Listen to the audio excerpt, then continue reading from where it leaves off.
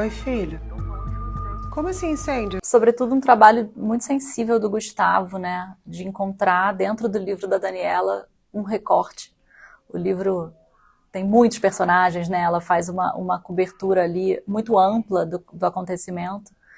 E o Gustavo encontrou um recorte muito sensível mesmo e também bom para a dramaturgia, né? Porque como construir dramaturgia em cima desse acontecimento? Ricardo, olha ali. O que é isso? Meu Deus! Eu acho sim que essa minissérie de ficção, ela vai ter esse lugar de cumprir uma função social muito importante, que é a gente não deixar esquecer, porque esquecer é negar a história. Então, a gente precisa construir a memória coletiva do Brasil para a gente poder entender como isso aconteceu e se a gente se instrumentalizar para a gente poder construir um futuro diferente, porque a gente não quer que isso se repita.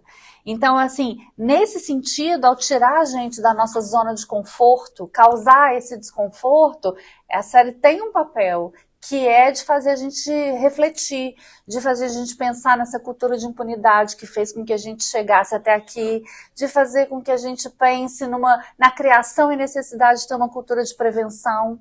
Então, assim, ela é muito potente nesse sentido, porque você vai terminar de assistir muito reflexivo e pensando o que a gente pode fazer diferente, porque aquilo a gente não quer que aconteça mais.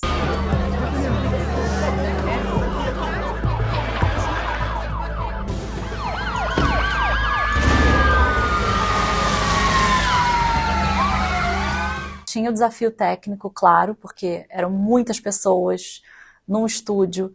A gente precisava necessariamente que o estúdio o cenário estivesse lotado para reproduzir as circunstâncias da boate, né? Então tinha uma preocupação com segurança.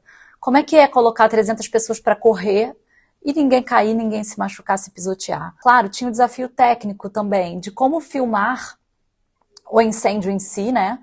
Como é que a gente faz para realizar? Então, assim, parte foi feito na hora, parte é pós-produção. E o desafio emocional, que eu acho que foi o maior de todos.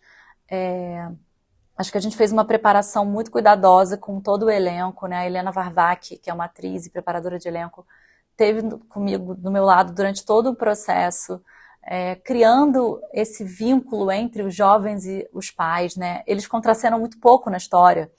E ela precisou ajudar a gente a fazer esses pais se sentirem de fato vinculados e conectados a esses atores que fazem os filhos. Então a gente ensaiou muito, assim, acho que foi um processo. A gente teve um trabalho, por exemplo, com 2 psicólogas do Instituto Entrelaços, que são especializadas em luto.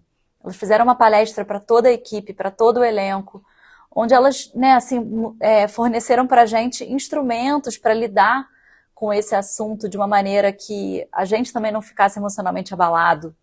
É claro que muitos momentos no set a gente se emocionava e eu acho que na boate, mais até do que o incêndio, para mim o mais emocionante foi ver o pré, porque eu fico pensando assim, né, que essas famílias, elas nunca viram os seus filhos dentro dessa boate sendo felizes, né?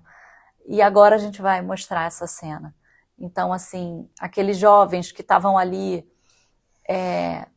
vibrando, assistindo um show e não podiam imaginar que 5 minutos depois eles estariam mortos, né? A gente não conseguiu salvar ninguém. Encontra forças dentro de ti. Nós precisamos devolver essas crianças pros pais. Eu acho que a gente optou por nunca entrar em contato direto com as famílias, né? O contato foi sempre através da Dani. A Dani tem uma relação de muita confiança com eles, assim, e ela pôde nos fornecer muito material de pesquisa, e de como essas pessoas são, né? Ela ajudou muito a gente a construir essas personalidades, assim. E acho que a gente procurou, ao longo do trabalho, ser o mais respeitoso possível. Eu espero que eles realmente se sintam representados e respeitados, sabe?